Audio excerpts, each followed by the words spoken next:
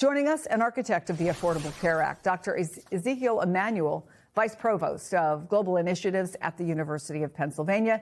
He's also author of the upcoming book, and I love this title, Zeke, Eat Your Ice Cream, 6 Simple Rules for a Long and Healthy Life. That's all people want, right, Dr. Emanuel? They just want a long and healthy life, but you know the work that goes into creating a healthcare system like Obamacare. Is there enough time to craft workable legislation before insurance rates reset? Not really. Even if they pass some legislation, it's going to be hard to reconfigure the subsidies, inform people, including people that have already signed up.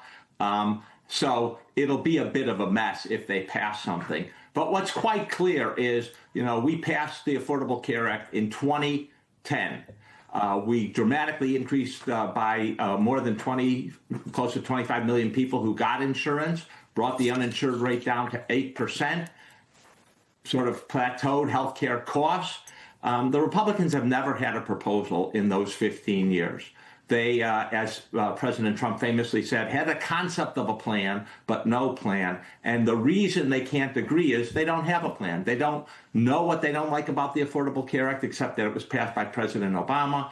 And they don't really have an alternative. And so we're seeing a lot of talk, no coherence, no agreement. And it's looking a little less likely as if that they'll get a plan together. And in fact, President Trump floated some ideas, and it appears that they're pulling back on those. Yeah, we just had a couple of members of Congress, both from California, but bipartisan. They talked about something that they're proposing, Kevin Kiley and Sam Liccardo.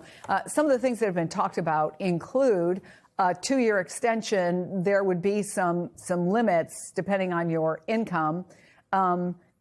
They thought, at least as a starting point, that conversation is a good thing.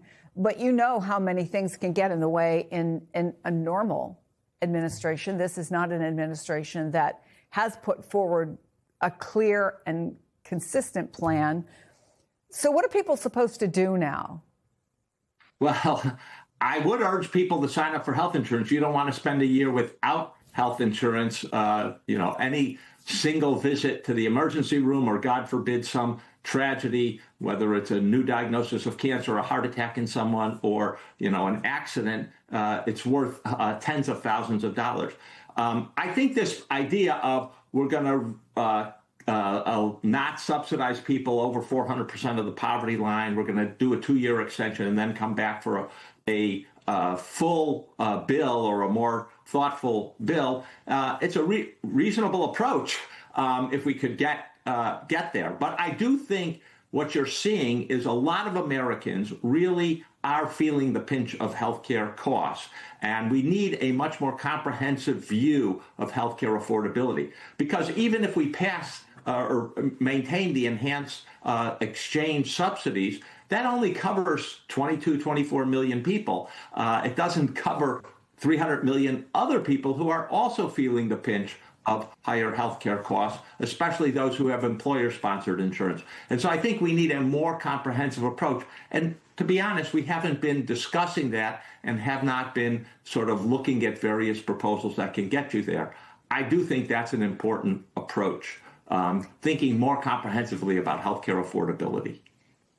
So I don't think a lot of people who understand healthcare would disagree with you on that. But to the immediate problem, I wonder, and nothing's perfect, right? But if Republicans need to feel like they got to win, if there was to be a change in Obamacare, as someone who knows it better than most, what could that look like?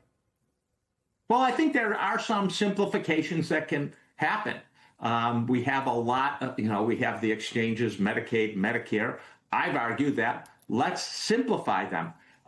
When Paul Ryan was in office as the Speaker of the House and head of the policy arm of the Republican Party, he had other ideas about simplifying Medicare. I think those are places to start. Let's have one exchange instead of various different ways of getting insurance.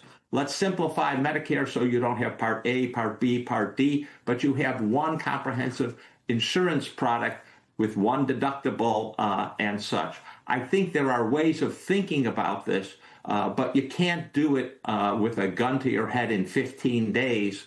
And I think that's part of the frustration. It's not like Obamacare was perfect.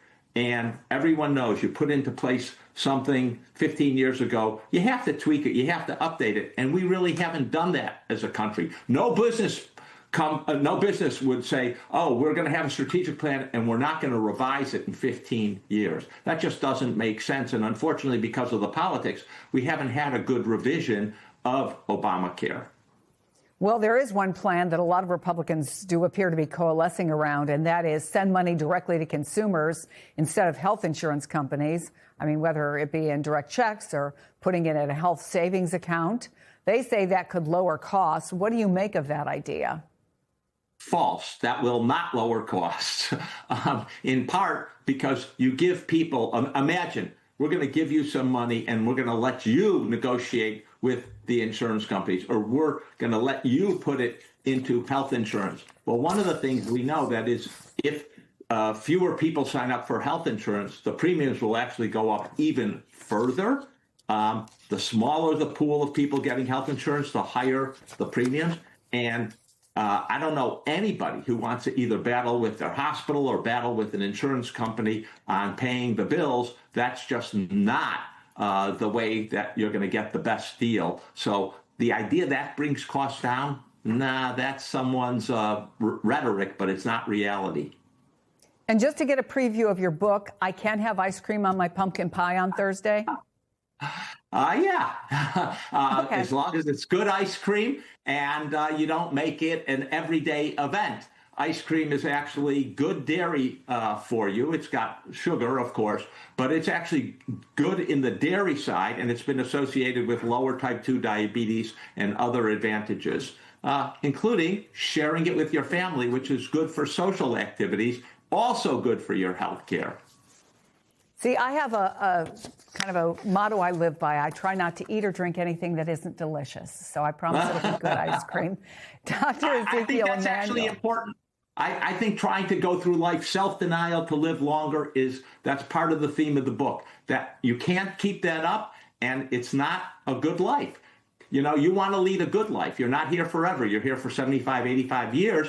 You want to make sure that it's got pleasures as well as good, long life and a healthy life. And ice cream is part of it. I totally agree with you, Chris. I'm going for 100. Dr. Ezekiel Emanuel, thank you.